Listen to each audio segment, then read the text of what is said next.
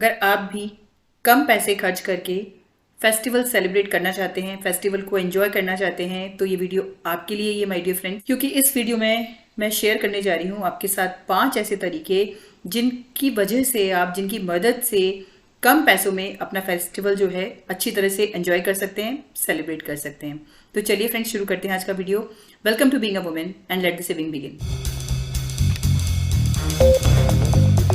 Indian middle class families का बहुत ही ज़्यादा फेस्टिवल्स के समय खर्चा हो जाता है, लाइक गिफ्ट्स के लिए, पूजा का सामान, डेकोरेशन का सामान और क्रैकर्स। इसके अलावा भी बहुत सारे कुछ ऐसे एक्सपेंसेस होते हैं जिनको कि आपने पहले प्लान नहीं किया होता। छोटे मोटे खर्चे जो होते हैं, जिस दिन जैसे फ्रेश पूजा की सामग्री लानी है उसी दिन लेके आनी है आपको। तो इसका एक पर्टिकुलर मैं आपको कुछ 5 पॉइंट्स के अंदर ये चीज़ बहुत अच्छी तरह समराइज करने जा रही हूँ कि आप किस तरह से कम पैसों में फेस्टिवल्स को अच्छी तरह से एंजॉय कर सकते हैं। तो फ्रेंड्स, इस वीडियो को लास्ट तक देखिएगा। सबसे इंपॉर्टेंट पॉइंट, फर्स्ट पॉइंट है कि बिना सोचे समझे खर्चा करने से अच्छा है कि आप एक बजट प्लानिंग, फेस्टिवल बजट बना लीजिए कि अगर आपको गिफ्ट्स लेके आने हैं, स्वीट्स लेके आना है, क्रैकर्स लेके आना है, या आपको और भी कुछ सामान लेकर आना है जो कि आपको लाइक गिफ्ट्स में देना है, तो कितने लोगों को देना है, क्या गिफ्ट देना है और कितने तक का देना है। 10, 20, 50, मतलब जो भी आपकी, जितने भी आपके जो नियर एंड डियर वंस हैं, नेबर्स हैं, रिलेटिव्स हैं जिनको आप गिफ्ट देना चाहते हैं, उनकी एक लिस्ट बना लीजिए और फिर एक बजट बना लीजिए कि इतने बजट में क्या चीज आ जाएगी। अगर आप पहले ही बजट बना लेंगे ना, तो आप बहुत ही ज्यादा बड़ी ओवर स्पेंडिंग से बच जाएंगे। और कहीं गलती से भी आपसे थोड़ा बहुत खर्चा अगर एक्स्ट्रा हो जाता है तो बाकी की चीजों में थोड़ा थोड़ा एडजस्ट करके उसको आप एक मैचअप कर पाएंगे, लेवल अप कर पाएंगे। इसके अलावा माय डियर फ्रेंड्स, एक बहुत ही अच्छी बात बोलना चाहूंगी आपको इसी पॉइंट्स के अंदर कि बजटिंग के अंदर भी कुछ जो चीजें आप यूज कर चुके हैं लेकिन जो आप वापस रीयूज कर सकते हैं, उनको आप वापस रीयूज करने का मानस रखिए बजट में। ये चीज जैसे सपोज करिए आपने पिछले साल अगर डेकोरेशन का सामान खरीदा था तो इस साल उसको मत खरीदिए, उसको अपने बजट में शामिल मत करिए। अगर आपके पास बेडशीट्स नई हैं जो फेस्टिवल्स पर आप यूज कर सकते हैं तो आप उनको यूज करिए। फेस्टिवल्स के लिए कुछ बेडशीट्स फेस्टिवल और स्पेशल ओकेजन्स के लिए अलग ही रखिए, थोड़ी अच्छी क्वालिटी की, थोड़ी एक्सपेंसिव वाली, जो कि आप पर्टिकुलर फेस्टिवल्स के टाइम पर बिछाइए और वो 5 दिन यूज करके उनको वापस साफ करके रख दीजिए। पॉइंट नंबर 2 इज नई चीजें खरीदना। देखिए, जो इंडियन मिडिल क्लास फैमिलीज हैं उनमें जनरली ये चीज रहती है, ये चीज दिवाली पर ले लेंगे। तो और प्लानिंग ये रहती है कि कोई भी जैसे स्मॉल कार लेनी है, लाइक बाइक लेनी है, स्कूटर लेना है, या कोई इलेक्ट्रॉनिक आइटम लेना है, टीवी लेना है, फ्रिज लेना है, या फिर आपको माइक्रोवेव या ओटीजी लेना है, या लैपटॉप लेना है, मोबाइल लेना है, कुछ भी चीज़ लेनी है आपको, तो देखिए ये प्लानिंग रहती है कि दिवाली पर ले लेंगे। तो जैसे प्लानिंग रहती है ना, ऐसे बचत भी पहले से शुरू कर दीजिए। देखिए, दिवाली आती है अक्टूबर या नवंबर में। अगर आप जनवरी से ये चीज सोच के रखेंगे कि हर एक महीने एक, या तो एक एनवलप बना दीजिए, या फिर कोई एक आपका जो पर्स है जिसको कि आप वॉलेट है या घर में ही रखती हैं उसको, उसके अंदर एक बचत करना शुरू कर दीजिए फेस्टिवल के नाम पर। हर एक महीने 1,500, 2,000 जो भी एक अमाउंट आप सेव करके उसमें डाल सकती हैं, उसको आप रख दीजिए। धीरे धीरे धीरे धीरे जब तक फेस्टिवल आ जाएगा आपके पास एक अच्छा खासा अमाउंट इकट्ठा हो जाएगा। करीब 6 से लेकर 12 महीने पहले अगर आप बचत शुरू कर देंगी तो आप वेल प्रिपेयर्ड होंगी अगर आपको कुछ भी सामान दिवाली के समय खरीदना है।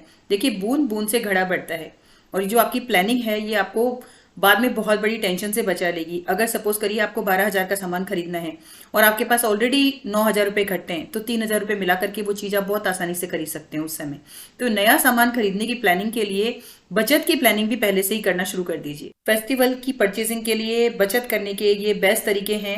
देखिए, फेस्टिवल के समय वैसे भी हार्ट टाइट ही रहता है, कुछ ना कुछ खर्चे बने रहते हैं घर के, और हमको फेस्टिवल भी अच्छी तरह सेलिब्रेट करना है, उसको एंजॉय करना है, तो हमको पहले से प्री प्लानिंग करनी होगी। 3 तरीके मैंने आपको बताए, या तो किसी एनवलप पे फेस्टिवल लाइक सेविंग लिख करके रख दीजिए, या फिर दूसरा तरीका है आप एक बैंक में आरडी खोल सकती हैं। उसमें एक हर एक महीने एक लिमिटेड अमाउंट ऑटो डेबिट हो जाएगा और जब आपका जिस समय फेस्टिवल आएगा तो आपको अमाउंट मिल जाएगा, बाकी के पैसे आप जो आपको लेना है मिला दीजिए उसमें। इसके अलावा जो थर्ड ऑप्शन मैंने बताया, कोई भी घर में पुराना पर्स है जो जिसको कि आप अब आजकल बाहर यूज नहीं करती लेकिन आपका फेवरेट है, तो आप उसके अंदर भी ये बचत की जो राशि है, जो बचत का अमाउंट है, इसको इकट्ठा कर सकती हैं। तीसरा, दिखावे के चक्कर में कभी भी उधार मत लीजिए। देखिए, उधार लेना जितना आसान होता है ना, उधार को चुकाना उतना ही मुश्किल होता है। और जितने, देखिए, सब घरों की अपनी इनकम अलग होती है और एक्सपेंसेस भी अलग होते हैं। कोई अपना घर 10,000 रुपए में बहुत आराम से चला लेता है, लेकिन कईयों को उनके 1.5-2 लाख रुपए आते हैं तो भी शिकायत बनी रहती है, बहुत हार्ड टाइट चल रहा है, ये नहीं हुआ, वो नहीं हुआ। तो ये बहुत कुछ आपके चलने के तरीके पर डिपेंड करता है। अगर आपने बहुत सारे क्रेडिट कार्ड्स ले रखे हैं, उनकी ईएमआई आ जाती है, आपकी कार की ईएमआई, लाइक लैपटॉप की ईएमआई, घर की ईएमआई, तो फिर अगर आप 1.5 से 2 लाख रुपए भी कमा रहे हैं तो आपको ईएमआई की वजह से पता ही नहीं चलेगा कि जो है आपकी इनकम जो है वो कहाँ चली गई। ऐसी स्थिति में त्योहार की कुछ खरीदारी के लिए, खरीद के लिए भूल कर भी आप किसी नेबर से, किसी दोस्त से या बैंक से उधार लेने की गलती बिल्कुल भी मत करिए। जितना आपके पास कैश अमाउंट है कोशिश करिए उसी के अंदर वो चीज़ आ जाए। आपकी सेविंग और कैश जो है मिला करके जो चीज़ आप खरीद सकते हैं बहुत आराम से नगद से खरीदने की कोशिश करिए। बजट ट्रैवलर बनिए, बजट को देखकर ही चलिए। उधार लेने से आपके ऊपर जो एक्स्ट्रा बर्डन हो जाएगा वो इतना ज़्यादा हो जाएगा। देखिए, इसी थर्ड पॉइंट को मैं फोर्थ पॉइंट के साथ कोरिलेट कर रही हूँ। कैश कार्ड का इस्तेमाल हो सके तो ना करें। देखिए, कैश जो है उतना ही सामान लीजिए। अगर आपने क्रेडिट कार्ड यूज करने की आदत बना रखी है तो देखिए, प्लास्टिक मनी को स्वाइप करने में बिल्कुल भी दर्द नहीं होता है। अगर आपके पास 500 का नोट, 1000 का नोट, 2000 का तो खैर अब बंद ही हो गया, 500 का नोट आ जाता है, 2000 का नोट आपके पास से जाता है, इवन 100 या 50 का नोट भी जाता है ना, बहुत तकलीफ होती है यार, नोट चला गया, मेरे पर्स में रखा था। लेकिन प्लास्टिक मनी का वो चीज़ नहीं होती, वो इमोशंस आपके कनेक्टेड नहीं होते उसके साथ। क्रेडिट कार्ड से आप कोई सी भी चीज़ खरीद तो लेते हैं आसानी से, 6 महीने, 9 महीने, 12 महीने की किस्त पर धीरे धीरे पैसे चुका देंगे, यही रहता है ना दिमाग में उस समय। लेकिन जब उसकी किस्त आती है तब आपको वो लगता है बहुत बड़ा बर्डन। अगर आप क्रेडिट कार्ड का इस्तेमाल नहीं करेंगे ना, तो देखिए फ्रेंड्स, मैंने आपको भी एक तरीका बताया, लाइक एनवेलप, पुराना पर्स या आरडी, इन 3 तरीकों से सेविंग करना पहले से ही प्री प्लानिंग के साथ शुरू कर दीजिए। अगर आपने कहीं क्रेडिट कार्ड से अगर ये ईएमआई बनवा करके अगर क्रेडिट ले लिया तो देखिए, अगर आप कहीं गलती से भी भूल जाते हैं ना डेट, तो क्या होगा, अगर बैलेंस नहीं रखा तो आपके ऊपर चार्जेस, लेट पेमेंट चार्जेस लग जाएंगे। अपार्ट फ्रॉम दैट, आपकी जो उसको आपने करवाया है ना, तो प्रोसेसिंग फीस लग जाएगी। कुल मिलाकर अगर आप हिसाब लगाकर देखेंगे ना, तो आपकी जो ओवरऑल कॉस्ट है ना उसकी, जो आपने क्रेडिट कार्ड से जो पर्टिकुलर प्रोडक्ट या सामान खरीदा है, वो एक्चुअल कॉस्ट से ज्यादा आएगी।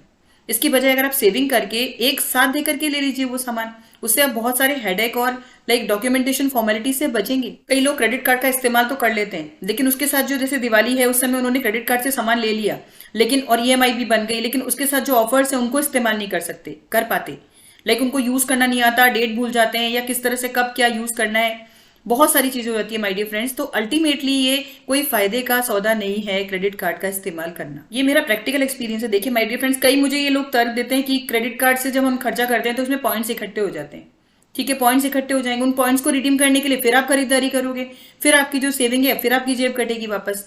माय डियर फ्रेंड्स, कम पैसों में घर को चलाने के लिए, कम पैसों में अच्छी तरह से त्योहार को मनाने के लिए आपको पूरे साल भर अच्छी तरह से चलना पड़ेगा। यही हाल मैरिज का होता है। मैरिज तो एक दिन हो जाती है, लेकिन उस मैरिज के लिए आपको सोचिए, लाइक किसी को अपने बच्चे की शादी करनी है तो कितना दिन पहले से उसके लिए प्री प्लानिंग करनी पड़ती है, कितने पैसे का हिसाब किताब रखना पड़ता है, कितने पैसे बचाने होते हैं। देखिए, पहले ऐसा माहौल होता था कि लोग बहुत लिमिटेड कपड़े अपने पास रखते थे, सीमित संसाधन, सीमित आय के साथ जीने वाले लोग थे।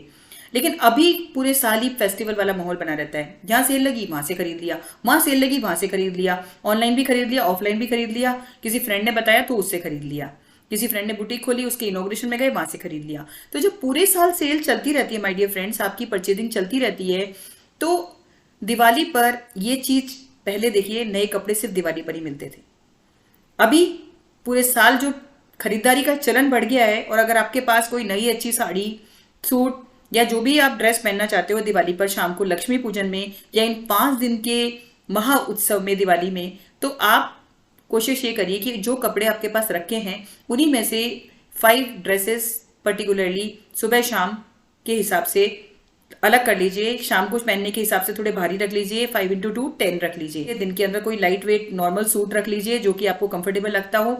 और इससे क्या होगा, 2 फायदे होंगे। एक तो आपके जो कपड़े रखे हुए हैं नए, वो यूज हो पाएंगे, और आप कपड़े खरीदने की फिजूल खर्ची से भी बच जाएंगे। अगर आप मेरे इन पॉइंट्स को फॉलो करेंगे तो देखिए, फेस्टिवल्स को अच्छी तरह से एंजॉय कर पाएंगे और कम पैसे, कम खर्चे में त्योहार अच्छी तरह सेलिब्रेट कर पाएंगे, उसको एंजॉय कर पाएंगे, और बचत बढ़ती चली जाएगी। और जितनी आपकी पॉकेट अलाउ करेगी, जितना आपका बजट होगा ना, उसी हिसाब से होंगी, जितना कैश होगा, जितना आपकी स्पेंडिंग कर सकते होंगे ना बहुत आराम से, उससे कर पाएंगे, नींद आराम से आएगी और त्योहार अच्छी तरह से सेलिब्रेट होगा, बचत बढ़ती जाएगी और पीस, प्रोग्रेस और प्रॉस्पेरिटी भी बढ़ती जाएगी।